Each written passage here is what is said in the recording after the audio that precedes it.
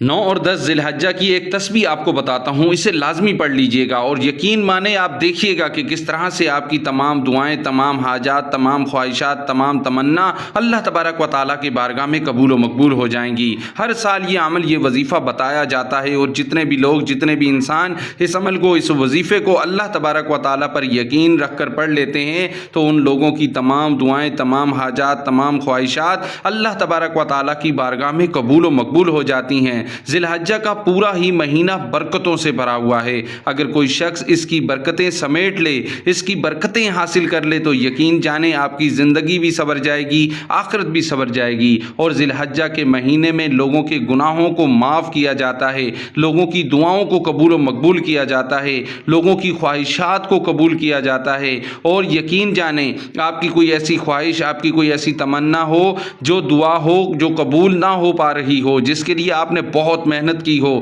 تو ذی الحجہ کے مہینے میں اس دعا کو ضرور مانگا کریں۔ اللہ تبارک و تعالیٰ آپ کی دعاؤں کو قبول و مقبول فرما دیں گے، آپ کی حاجت کو قبول و مقبول فرما دیں گے۔ ویڈیو کو مکمل دیکھنا ہے، دوسرے مسلمان بہن بھائیوں تک لازمی شیئر کرنا ہے تاکہ دوسرے مسلمان بہن بھائیوں کو بھی عمل سے فائدہ مل سکے اور آپ کے لیے اور ہمارے لیے دعاؤں کا سلسلہ چلتا رہے۔ ہم نے دیکھا ہے کہ ذی الحجہ کے پورے مہینے کے اندر بڑے بڑے کام لوگوں کے ہو جاتے ہیں، بڑے بڑے مسائل ختم ہو جاتے ہیں۔ جو آج کل کی تکلیفیں، پریشانیاں، رکاوٹ، مسائل، تعویذات، جنات، مصیبتیں، مسائل، بیماریاں گھر کے اندر داخل ہو چکی ہیں اور گھر سے باہر نہیں نکل رہی ہیں۔ ہر وقت انسان کسی نہ کسی ٹینشن، کسی نہ کسی پریشانی، کسی نہ کسی مصیبت میں مبتلا ہے۔ تو اللہ پر یقین رکھ کر یہ تسبیح آپ کو بتاتا ہوں، اس تسبیح کو پڑھ لیجئے گا۔ اللہ تبارک و تعالیٰ نے چاہا تو انشاءاللہ تعالیٰ آپ کی تمام پریشانیاں، تمام مسائل ختم ہو جائیں گے۔ اور سب سے بڑی بات یہ ہے کہ اگر آپ دولت کے لیے بھی دعا کریں گے تو انشاءاللہ آپ کے کاروبار میں، آپ کے رزق میں، آپ کی مال میں بے پناہ اضافہ ہو جائے گا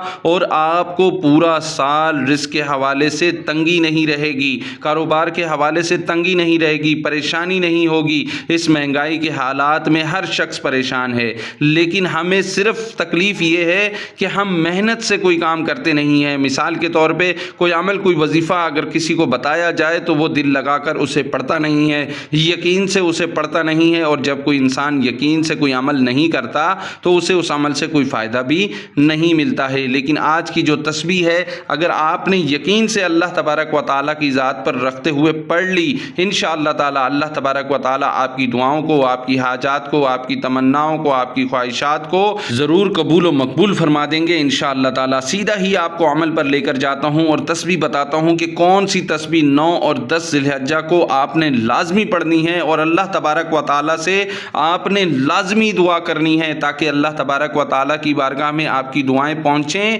اور جیسے ہی وہ دعائیں پہنچیں انشاءاللہ تعالیٰ اللہ تبارک و تعالیٰ آپ کی دعاؤں کو، آپ کی حاجات کو، آپ کی خواہشات کو اس تسبیح کی برکت سے قبول و مقبول فرما دیں انشاءاللہ تعالیٰ۔ ویڈیو کو اگر آپ نے ابھی تک شیئر نہیں کیا تو ویڈیو کو شیئر کر دیجئے، بعد میں بھول جائیں گے۔ 9 ذی الحجہ اور 10 ذی الحجہ کی رات سونے سے پہلے آپ نے یہ تسبیح پڑھ لینی ہے اور اللہ تبارک و تعالیٰ سے دعا مانگتے مانگتے آپ نے سو جانا ہے۔ اور پھر کمال دیکھیے گا، صبح اٹھتے ہی آپ کو انشاءاللہ اللہ کی رحمتوں کا نزول نظر آئے گا اور اللہ تبارک و تعالیٰ آپ کی دعاؤں کو اپنی بارگاہ میں ضرور قبول و مقبول فرما دیں گے انشاءاللہ۔ 9 ذی الحجہ اور 10 ذی الحجہ رات سونے سے پہلے باوضو حالت میں آپ نے یہ عمل، یہ وظیفہ کرنا ہے۔ اول و آخر 11 مرتبہ درود ابراہیمی پڑھ لینا ہے اور درمیان میں آپ نے اس طرح سے اس عمل کو پڑھنا ہے۔ ایک تسبیح آپ نے سورہ اخلاص کی پڑھ لینی ہے، قل هو اللہ احد اللہ صمد لم یلد ولم یولد ولم یکن لہ کفوا احد۔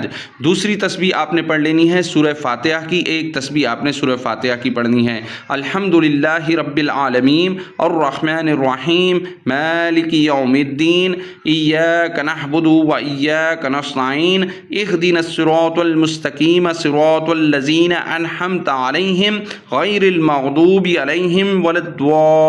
الضالین۔ اس طرح سے آپ نے ایک ایک تسبیح پڑھ لینی ہے اور ایک تسبیح آپ نے پڑھنی ہے حسبنا اللہ و نعم الوکیل یا وارثو یا نصیرو، حسبنا اللہ و نعم الوکیل یا وارثو یا نصیرو۔ ایک تسبیح آپ نے یہ بھی پڑھ لینی ہے اور آخر میں وہی درود پاک پڑھ لینا ہے جو درود پاک آپ نے شروع میں پڑھا ہے، وہی درود پاک آخر میں پڑھ کر اس عمل کو، اس وظیفے کو آپ نے مکمل کر لینا ہے۔ اور اس کے بعد آپ نے کسی سے کوئی گفتگو نہیں کرنی ہے اور اپنی جگہ پر، اپنے بستر پر لیٹ جانا ہے اور لیٹنے کے بعد آپ نے اپنے دل میں اپنی خواہشات کو، اپنی حاجت کو سوچتے ہوئے اللہ تبارک و تعالیٰ سے مانگتے مانگتے آپ نے سو جانا ہے۔ صرف یہ 2 دن کا عمل کر لیجئے گا، انشاءاللہ تعالیٰ اللہ تبارک و تعالیٰ نے چاہا تو آپ کی تمام دعائیں قبول و مقبول ہو جائیں گی۔